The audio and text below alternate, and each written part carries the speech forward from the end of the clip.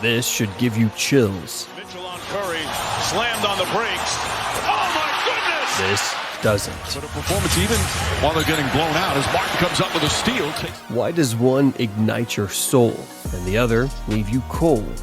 The NBA didn't get worse, it got predictable, and predictable is boring. Basketball was created in 1891 by James Naismith, a solution for cold winters and restless students. The original game wasn't about pick and roll frequency or spacing charts. It was about running, risking, and reacting in the moment. That's what made it captivating. So how did we end up here, measuring soul with spreadsheets? And why did we ever let it happen? Today the NBA is optimized. We know where the best shots come from. We know how to minimize risk. We know how to win more games over time. But what did we lose in the process? We've replaced intuition with instruction, risk with repetition, expression with execution. It's rare now to see a player take a shot because it feels right, not because it's been greenlit by data. And it's even rarer to see the crowd erupt over something they didn't expect. This isn't just a shift in play, it's a shift in purpose. It's not just the players, it's the system itself. Every team now borrows from the same book, the same offensive sets, the same defensive switches, the same logic. It's smart basketball, it's winning basketball, but it's also familiar. In the 90s and early 2000s, you knew what team you were watching by how they played.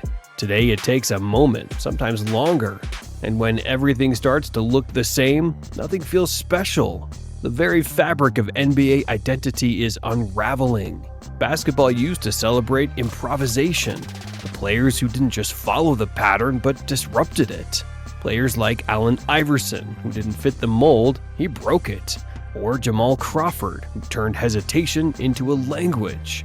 Or Ginobili, who made unpredictability an asset. Today the game still has artists, but the system gives them less space to create.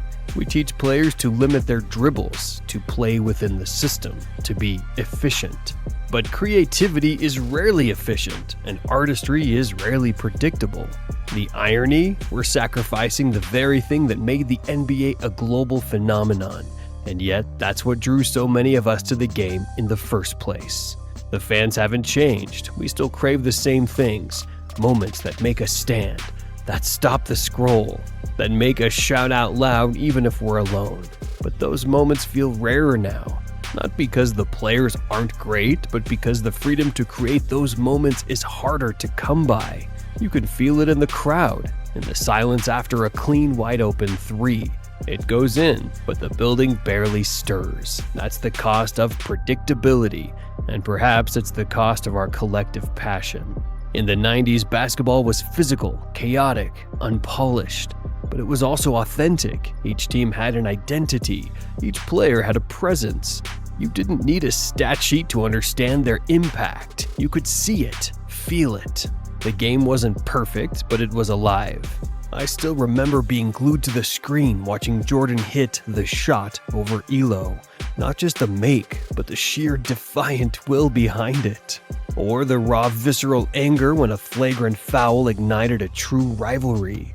These weren't data points, they were pure unadulterated human drama. And in chasing perfection, we may have left some of that aliveness behind. That's the harsh truth. The NBA didn't just evolve, in many ways it conformed. The good news? Not everything is lost. We still have players who make the game feel like art again. Luka, SGA, Kyrie, Wemby. They don't just play basketball, they express through it. They're not just running plays, they're rewriting them. And when they do, when they go off script, we feel something again. That feeling, that's the soul of the game, still fighting to be heard. It's a defiant whisper in a chorus of predictable efficiency. Maybe basketball isn't boring. Maybe it's just a moment of transition or redefinition. But if we want to keep what made this game special, what made us fall in love with it in the first place, we need to make space for creativity again, for risk, for emotion, for the moments that don't always show up in the box score. Because basketball isn't just data, it's drama, it's beauty, its soul. And the game we love deserves to feel that way again. The power to demand that feeling, to celebrate true artistry, is ultimately in our hands as fans. At Bench Bosses, we're here to remind you of why you fell in love with the game in the first place.